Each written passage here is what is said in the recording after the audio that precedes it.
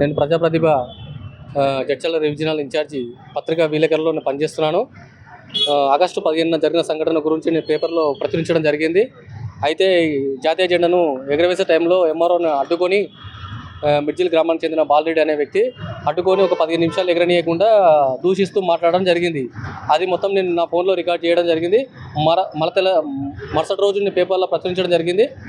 తర్వాత నేను ప్రధానమంత్రి గారికి, రాష్ట్రపతి గారికి నేను లేఖ రాయడం జరిగింది. జాతీయ జెండాని ఆవిష్కరణ టైంలో ఈ విధంగా ఆపడం జరిగింది. దీని మీద ఏమైనా చర్యలు తీసుకుంటారా, తీసుకోరా, అక్కడ జరిగిన సంఘటన గురించి పూర్తి వివరాలతో నేను ప్రధానమంత్రి గారికి పంపించడం జరిగింది.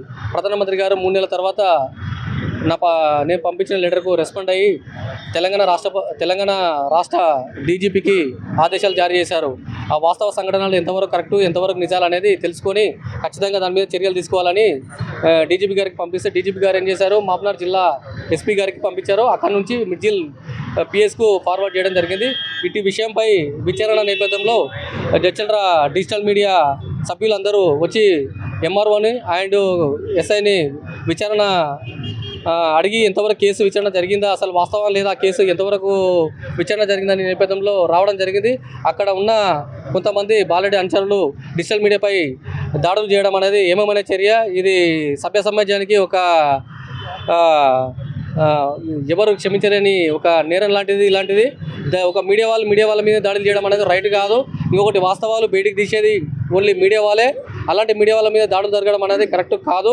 అయితే వాస్తవానికి ఏంటంటే ఈ డిజిటల్ మీడియా వాళ్ళు ఎంఆర్ఓని విచారణ జరిగిందా, జరగలేదా, అది వాస్తవం లేదా, అసలు ఎంతవరకు కరెక్టు, ఎంతవరకు నిజాలు అనేది బయట పెట్టడానికి వాళ్ళు రావడంతో పాటు అక్కడ ఉన్న కొంతమంది బాలరెడ్డి అనుచరులు దాడి చేయడం అనేది ఇది సభ్య సమాజానికి కరెక్ట్ కాదు. దీన్ని ఖండిస్తున్నాం. ఇంకొకటి డిజిటల్ మీడియా వాళ్ళకు ఖచ్చితంగా 100% భద్రత కల్పించాలి. ఇక్కడ పోలీసుల పనితీరు కూడా క్షుణ్యం అనిపిస్తుంది. పోలీసులు కూడా నిమ్మకు నీరెత్తినట్లు వ్యవహరిస్తున్నారు. ఈరోజు రాష్ట్ర సీఎం కూడా దీన్ని ఖచ్చితంగా గ్రహించాలి. ఎందుకంటే నాడు జెడ్పీటీసీ మిర్జిల్ మండలంలో గెలిచి ఈరోజు మిర్జిల్ మండలానికి ఏమాత్రం పట్టించుకోకుండా మిర్జిల్ మండలంలో జరిగిన సంఘటనలు కూడా ఎలాంటి సంఘటనలు చేయకుండా, అంటే ఎలాంటి సంఘటనలను పట్టించుకోకుండా నిమ్మకు నీరెత్తినట్లున్న సీఎం గారు కూడా ఖచ్చితంగా రెస్పాండ్ కావాల్సిన సమయం ఉంది. ఎందుకంటే ఈరోజు మిర్జిల్ విషయంలో జరిగింది. నువ్వు మిర్జిల్ నుంచే ఈరోజు రాష్ట్రానికి సీఎం అయినావు, అది వాస్తవం. అంటే ప్రపంచం కూడా తెలుసు, ప్రపంచానికి ఏం జరిగింది అనేది కూడా. మీరు ఇక్కడ నుంచే జెడ్పీటీసీ గెలిచి సీఎం అయ్యారు. ఈరోజు జెడ్పీటీసీ గెలిచిన మీ మిర్జిల్ మండలంలోనే ఇలాంటి సంఘటనలు జరుగుతున్నాయంటే మీరు మౌనంగా ఉండడం అనేది కరెక్ట్ కాదు. ఖచ్చితంగా మీరు మౌనం వీడి ఖచ్చితంగా అసలు ఏం జరిగింది అనేది మీరు కూడా రాష్ట్రానికి సంబంధించిన పోలీస్ శాఖకు కూడా ఆదేశాలు జారీ చేయాలి. ఎందుకంటే ఇది జాతీయ జెండా మీద జరిగిన అవమానకరంగా జరిగిన సంఘటన గురించే చెప్పిన కానీ నా వ్యక్తిగతంగా కానీ నేను కక్షపూరితంగా కానీ చేసిన సంఘటన కాదు. ఇంకొకటి డిజిటల్ మీడియా వాళ్ళకు భద్రత కల్పించి 100% దీన్ని పూర్తి విచారణ చేసి పీఎం గారికి ఖచ్చితంగా నిజాలు ఖచ్చితంగా తెలపని పక్షంలో 100% ఢిల్లీకి వెళ్ళి ఖచ్చితంగా ధర్నాకు నేను పూనుకుంటానని చెప్పేసి మీడియా రూపకంగానే ఖచ్చితంగానే చెప్తున్నాను. ఇది ఖబర్దారు అందరూ గుర్తుపెట్టుకోవాలి. నిజాలు అనేది చూపించాలి. ఆయనని కాపాడే ప్రయత్నం చేస్తే 100% మీరు కూడా ఖచ్చితంగా చట్టపరమైన చర్యలు మీ మీద కూడా తీసుకోబడతాయి. రాజ్యాంగబద్ధం ప్రకారం 100% పోతా ఢిల్లీలో ఖచ్చితంగా ధర్నాకు పూనుకుంటా నేను 100% చేస్తానని చెప్పేసి నేను మీడియా రూపకంగా తెలుపుతున్నాను. కంప్లైంట్ ఇచ్చిన అంటే చెప్తున్నారు కదా, కంప్లైంట్ పేపర్ ఇవ్వాలి కదా. ఇప్పుడు ఎంఆర్ఓ చెప్పింది కదా, ఎంఆర్ఓ కంప్లైంట్ ఇచ్చిన ఆ పేపర్ ఇవ్వాలి కదా.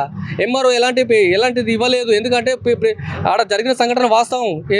డిజిటల్ మీడియా వాళ్ళకు చెప్తున్నది కూడా వాస్తవం. అక్కడ కొంతమంది అనుచరులు ఈ కేసులో ఏమైతాయంటే ఎవరైతే ఈ జెండాను అడ్డుకున్న వ్యక్తి 10 ఏళ్ళు 20 ఏళ్ళు జైలు శిక్ష పడతాడేమని చెప్పేసి భయాందోళనకు గురయ్యి వాళ్ళు అట్లా వ్యక్తిగత శాసనాలు చేయడం అనేది జరిగింది. అంతకు మీరైతే ఏం జరగలేదు. అక్కడ నిజంగా మీరు విధులకు ఆటంకం కలిగించిందా? జెండా ఎగరేసే టైంలో నా తన పూర్తి వీడియో ఉంది. ఒక 15 నిమిషాలు అడ్డుకోవడం జరిగింది. 10 to 15 minutes అడ్డుకోవడం జరిగింది ఎగరనీయకుండా. ఆయనకి ఏం రైట్స్ ఉన్నాయి ఎగరేయడానికి? ఎవరు అడ్డుకున్నారు? మిర్జిల్ గ్రామానికి చెందిన డిసిబాలరెడ్డి అనే వ్యక్తి.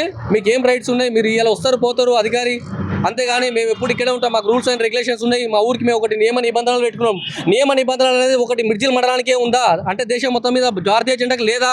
అసలు భారతీయ జెండా అనేది ఓన్లీ మిర్జిల్ మండలానికి సపరేట్గా ఏమైనా రాజ్యాంగం కల్పించిరా? అట్లాంటి రాజ్యాంగం కల్పిస్తే అట్లాంటి జియో ఏమైనా పాస్ చేస్తా, జియో మాకు పాస్ చేయండి. మేము కూడా దాన్ని సక్రమంగా మేము నడుచుకొని ఒకవేళ మాదే తప్పైతే 100% మేము పూనుకొని ముందుకెళ్తామని చెప్పేసి మేము కూడా సభముఖంగా చెప్తున్నాను.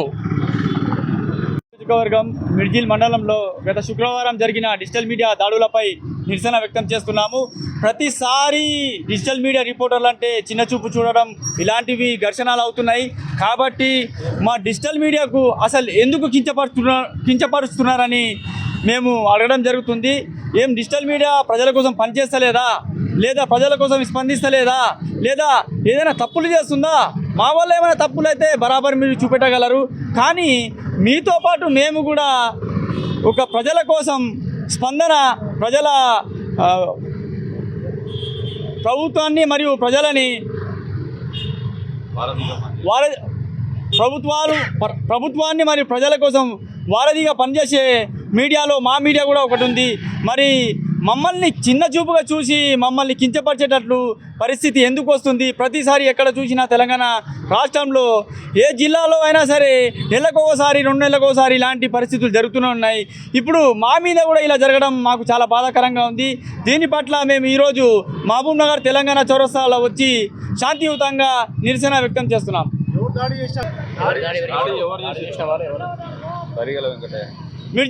మిర్జిల్ మండలంలోని ఎంఆర్ఓ ఆఫీస్ దగ్గర మళ్ళా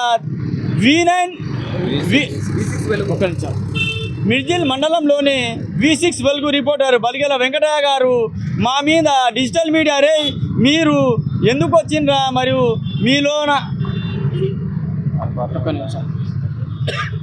మిర్జిల్ మండలానికి చెందిన V6 రిపోర్టర్ బలిగల వెంకటయ్య గారు మా డిజిటల్ మీడియా అని మీకు ఇలాంటి హక్కు ఉందని ఇలాంటి కించపరిచినట్లు మాట్లాడి మమ్మల్ని, మా మనసులని బాధ పెట్టడం జరిగింది.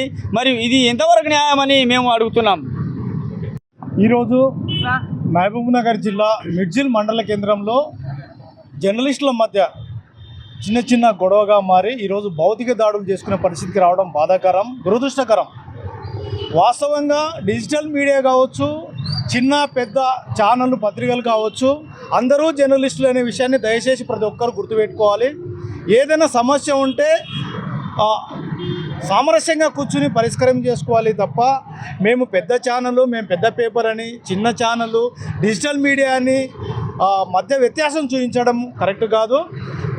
భవిష్యత్తులో ఇటువంటి భౌతిక దాడులు జరగకుండా ఇటు పోలీసు వారు కావచ్చు, ఇట్లు సామాజిక కార్యకర్తలు కావచ్చు, ప్రజా సంఘాల నేతలు కావచ్చు, ప్రతి ఒక్కరిని అంటే డిజిటల్ మీడియాను చిన్నచూపు చూడడం కరెక్ట్ కాదనే విషయాన్ని మేము మరొకసారి నొక్కి చెబుతున్నాము. వాస్తవంగా మిర్జిల్ తహసీల్దార్ ఎవరైతే ఉన్నారో, ఏదైతే సమాచారం సంబంధించి జాతీయ జెండా ఎగరవేసే విషయంలో వచ్చిన ఈ చిన్న తగాదా విషయంలో తప్పకుండా ఎంఆర్ఓ గారు తప్పకుండా డిజిటల్ మీడియా కావచ్చు, భారతీయ ప్రతి పౌరుడు కావచ్చు, జాతీయ జెండాను ప్రశ్నించి సమాచారం అడిగే హక్కు ప్రతి ఒక్కరికి ఉంటుందనేది దయచేసి తహసీల్దార్ గారు తెలుసుకోవాలా. ఈరోజు ఏదో ఎవరో చెప్పారు మేము సమాచారం ఇవ్వాల్సిన అవసరం లేదని చెప్పడం కరెక్ట్ కాదు. ఈరోజు మేము కూడా ఫిర్యాదు చేస్తామంటున్నారు తహసీల్దార్ గారు. మీరు ఎవరి మీద ఫిర్యాదు చేసినారని దయచేసి తెలుసుకోవాలా.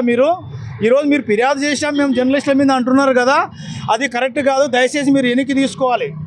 ఏది ఉన్నా సామరస్యంగా మాట్లాడాల్సిందే తప్ప జర్నలిస్టుల మధ్య ఈరోజు మీరు విఘాతం కలిగించి జర్నలిస్టుల మధ్య తగాదా పెట్టే పరిస్థితుల్లో మీరు చేయడం కరెక్ట్ కాదని మరొకసారి తెలియజేస్తున్నాము.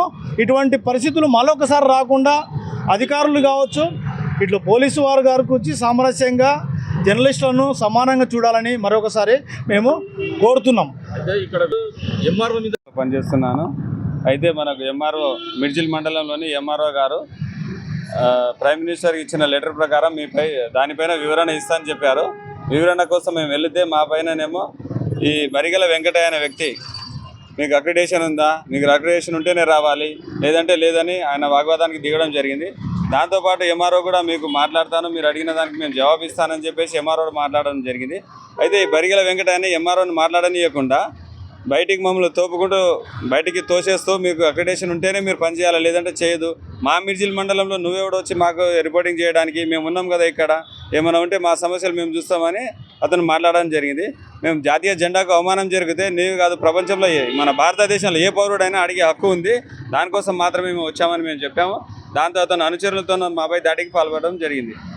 లేదు, ఎంఆర్ఓ గారు మా నరసింహకు ఫోన్ చేసేసి, మా రిపోర్టర్ నరసింహకు ఫోన్ చేసి అతనికి రమ్మని చెప్పారు. అందుకే మా డిజిటల్ మీడియా తరఫున మా డిజిటల్ మీడియా గ్రూప్ అందరం వెళ్ళాం జడ్చర్ల నియోజకవర్గం నుంచి. వెళ్తే అక్కడికి వెళ్ళిన తర్వాత ఎంఆర్ఓ కూడా మాట మార్చడం జరిగింది. ఎందుకు లేదు మీకు మీరు ఎవరు రమ్మన్నారు, మీకు అక్రిడేషన్ ఉంటేనే రావాలి, లేదంటే లేదని చెప్పడం జరిగింది. గత శుక్రవారం మిడ్జిల్ ఆఫీస్ దగ్గర, ఎంఆర్ఓ ఆఫీస్ దగ్గర డిజిటల్ మీడియా రిపోర్టర్లపై జరిగిన దాడిని మేము ఖండిస్తున్నాం.